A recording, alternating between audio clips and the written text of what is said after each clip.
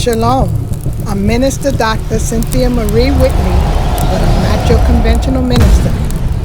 Here's your third story in Be Aware of Your Thoughts. Shalom. Story number 3. When will I become wealthy? This night, I'm driving adjacent to the boardwalk.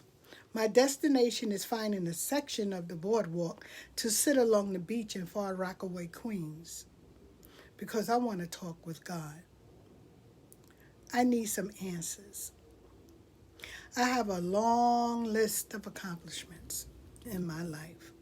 Some people would die for a bachelor's, 2 master's degrees, 1 doctorate, status of minister, and retired public school teacher. I've written 6 books and I've raised 8 children successfully. 4 girls to women and 4 African American boys to men in America who are still living and finding their way in life, all of them. Yet I still ask, why haven't all my prayers been answered this night on the beach? At the same time, I do affirm loudly and clearly that all of my prayers are answered. Many of them are on the list above, and some I have not mentioned. I prayed endlessly for the successful completion of all of the above accomplishments, and much, much more. So more specifically, this evening's walk is in regard to why my financial status has not reached the status of wealthy or rich. Knowing I must be careful of what I say, because in comparison to being raised poor and in the slums, I am wealthy today. So let me be more transparent, even more. What I am praying for is the ability to do anything I desire, travel anywhere my heart's desire, and take care of anyone I desire, in particularly my children and their children, at ease. That status I have not obtained, or am not aware of, and I ask this night again, God, why not? There's so much literature, webinars, and speakers who proclaim how to obtain riches. And I've read and been a part of many of the seminars. So what am I missing, God? As I continue my conversation with God, I ask, do I have it all wrong? Maybe I'm looking for the wrong things. The peace and status I have today is the dream, the answered dream of my childhood and the answered dream of my ancestors. As I stand on the beach and look at the expanse of the Atlantic Ocean, stretching out for miles and miles with the water appearing as though it enjoys its portion, the waves almost rhythmic. It is rhythmic in its clashing against the shore. What a sight to behold this evening. I'm even taking pictures while I'm there. I realize that right at this moment I am witnessing what many travel to see in other places, and all expenses have already been paid by God for me. As I meditate with my eyes open, I remembered that the beach is only 2 blocks from my wealthy section of town.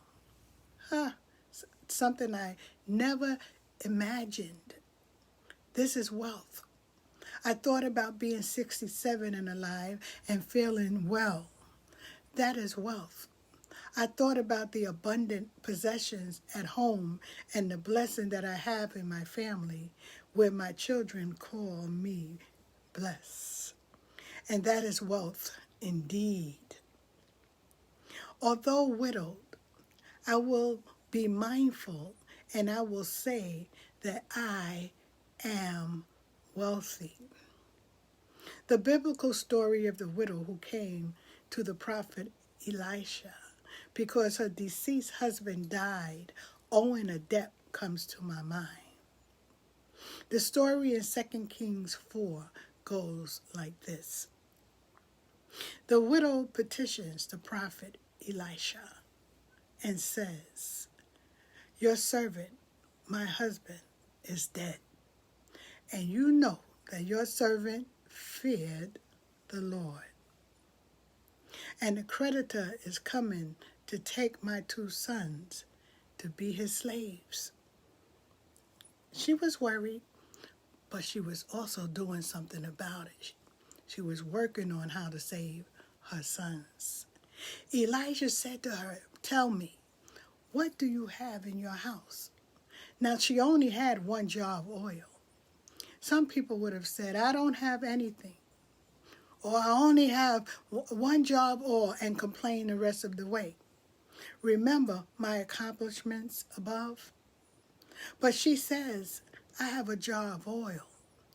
Elijah says, "Go borrow empty vessels from everywhere, from all of your neighbors.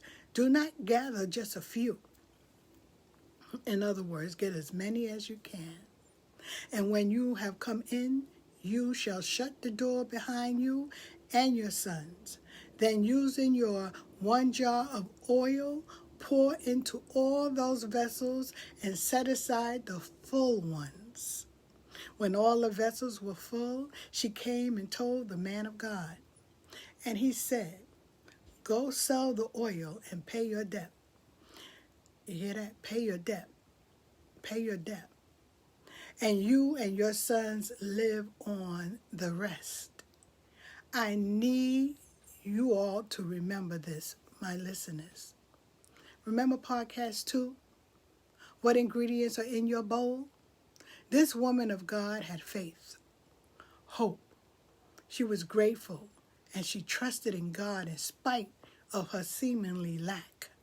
She could have just given up and released her sons, but she pressed on to search for an alternative solution. And because of her continence, her mindset, the ingredients in her cup runneth over. So I got my answer tonight. And I like to caution you, my listeners, the following. As we continue our work, and that is whatever desires are put on our hearts, and achieve our accomplishments, we are to press on and be ever grateful, because we are far wealthier than we may realize.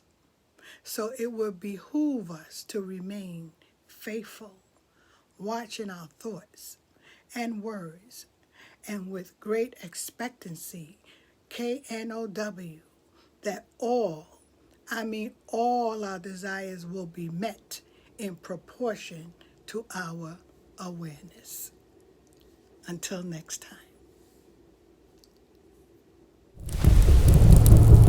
If you can't wait until next week's story, visit Looking for Self series on Amazon.com under Gershona Cynthia Whitley.